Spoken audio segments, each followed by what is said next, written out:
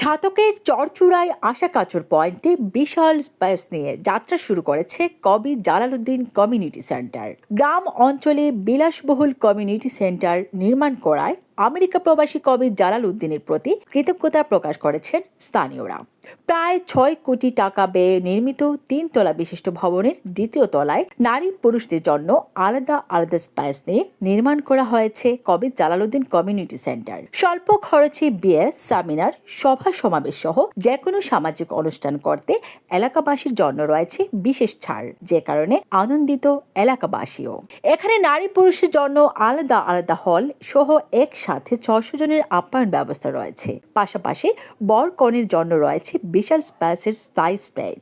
নারী পুরুষের জন্য আলাদা আলাদা একাধিক ওয়াশরুম সহ অনুষ্ঠান পরিচালনার জন্য যাবতীয় সুব্যবস্থা। বুধবার ১১ জুন বেলা ২ ঘটিকায় মিলাদ ও দোয়া মাহফিলের মাধ্যমে যাত্রা শুরু হলো কবি জালালউদ্দিন কমিউনিটি সেন্টারের। গ্রাম অঞ্চলে এমন উদ্যোগ নেওয়ায় আগত অতিথি ও এলাকাবাসী আমেরিকা প্রবাসী কবি জালালউদ্দিন ও তার পরিবারের প্রতি কৃতজ্ঞতা প্রকাশ করে বলেন, এই বাজার এলাকার মধ্যে একটা আধুনিক প্রযুক্তিতে তৈরি এই কমিউনিটি সেন্টারটা স্থাপন করেছেন।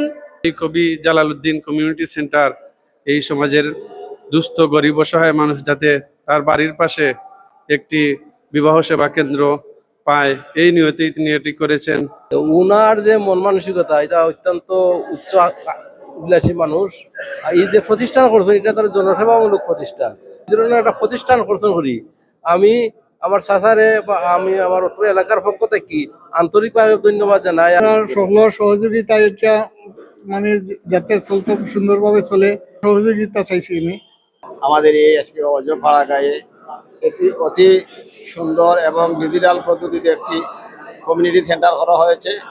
আমরা এলাকার মানুষ ধন্য। আমাদের গ্রামের অবকাঠামো উন্নয়নে এই যে কমিউনিটি সেন্টার গঠন করেছেন, এলাকার মানুষের মান উন্নয়নে এবং সেবাদানের, এবং কমিউনিটি সেন্টারে এক উজ্জ্বল দৃষ্টান্ত স্থাপন করবে। কবি জালালউদ্দিন সাহেব তাইনের উদ্দেশ্য হইল যে মানুষের জনসেবা করা। ওরা কবি জালালউদ্দিন সাহেবকে আন্তরিক অভিনন্দন জানায়। চরমল্লা ইউনিয়নের মানুষের, গরিব অসহায় মানুষের সুবিধার্থে আজকে কমিউনিটি সেন্টার করেছেন। আমি মনে করি এই সেন্টারটা অত্র এলাকার জন্য একটা মানব সেবার জন্য একটা মাইল ফলক হিসাবে প্রতিষ্ঠিত হবে ইনশাআল্লাহ।